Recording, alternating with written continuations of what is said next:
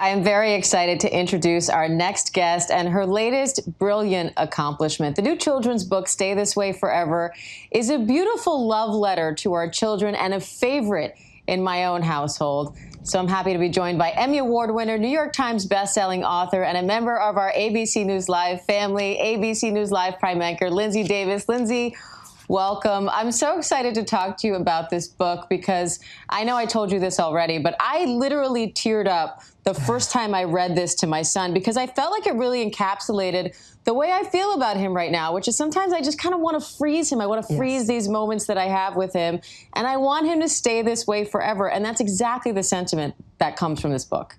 Well, I'm so glad. First of all, thank you for having me on the show, Diane. But I'm so glad that you're having this reaction because, well, what's funny is, you know, writing a book, it's a long process, especially when it's illustrated. So I had written it, the manuscript was approved, months go by.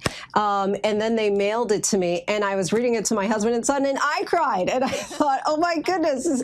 And now we're starting to get so much feedback from parents who are saying that they teared up and that they're emotional about it. I think that so many parents can relate to this, that you kind of want to press the pause button and just savor these moments. And there are so many things that you know that are fleeting about childhood. But then there are those other aspects that you really hope that they're going to carry with them into adulthood, their curiosity and creativity and passion for life. I know that my son, many times when we're going to bed, he'll say, tomorrow's going to be the best day ever. And I hope that he keeps that with him, you know, that the possibility of tomorrow are something to be so excited about. Yeah, we want them to learn from us, but in so many ways, we kind of want to remember to learn from them, too, in that spirit. Now, my son's 2, so, you know, he appreciates it for many different reasons, particularly the beautiful illustrations, which are so well done. But your son is 7. How is it to relay this story to him, and how much influence did he have on this book? Oh, he is the entire inspiration of this book and really my muse for all of the children's books. And he sees himself in the books as far as, like, this is pretty much like taken exactly out of our home him on the screen and our life. Oh, there he is. And really what was happening at the end of the day, I was kind of writing down specific moments about, like, hearing the pitter patter of his feet in the morning, and before he jumps into bed with us, and you know, the certain way that he kind of squeals when he laughs, and just, like, you know, all these moments that I know that all parents have and really savor and embrace. So this is directly taken out of our life. And my son now, what I find so cute, he'll take a stack of white papers and staple it and draw his own pictures and write like a line. And he's like, Mommy, I wrote a book just like you. And so it's fun that he's getting in on the whole process. And I want to show you, just so viewers at home know they don't have to take my word for it, I want to show you a little clip of what generally happens every single night at our house now. Take a look. Story. You want a story? Yeah. Okay, which book do you want? Story. Do you want the puppy book? The story. New book. The new book? Yeah. This one? Yeah. Okay, the new book it is. Every night. So he does actually now say the title, or at least I understand that it's the title. Most other people wouldn't. But still, we've had it for weeks now, and every single night, this is the book that he wants to read. So that, you know, that's the review that carries the most. I love it. I love it. And I love your reaction, too, because you're like, again, every here night. we go. Well, the other thing about with all your books is they depict kids of all different races and colors. And in this particular case, it is a family of color that you're portraying. And yet this book doesn't feel like it's only for families of color. How important is it for you to be introducing this, you know, this diversity to kids at such a young age, and hopefully for families of all different races? You know, it's so important. And it's funny because initially when I started writing books, it was so that my son would have the reflection of himself in the pages, that he would see images and kids who looked like him.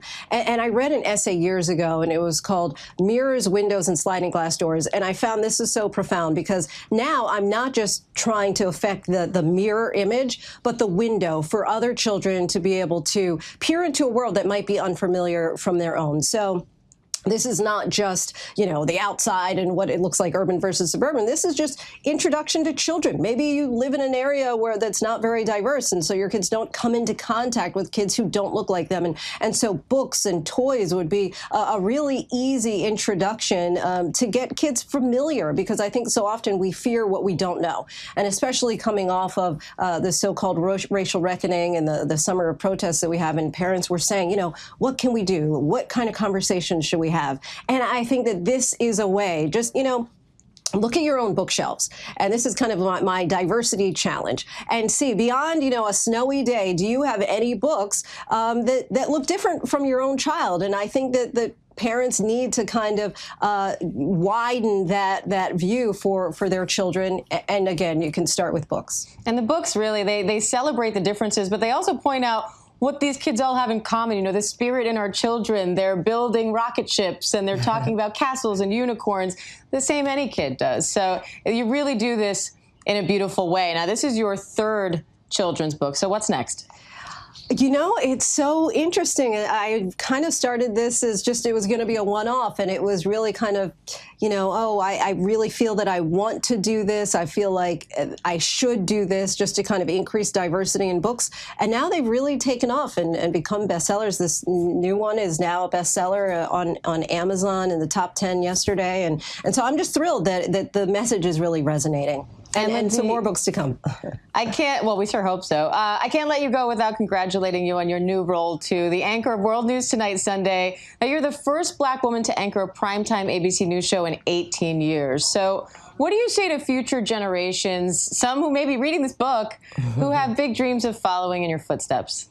Well, I have to, and I do every time, pay homage to Carol Simpson, because she was the first in 1988. She became the first Black woman to anchor any network newscast, not just here at ABC. And so I'm so grateful for those pioneers and trailblazers, people who didn't let no or can't or not seeing an example keep them from pursuing their dream and whatever their desire is. And so I would just encourage anyone who's out there and you say, I want to be this. Even if that person doesn't exist who looks like you, go ahead and blaze your own trail. Well, you're walking it, you're living it, and we love you for it. Linsey, thank you so much for being here. Stay This Way Forever is available now. Highly recommend. Thank you so much, Diane.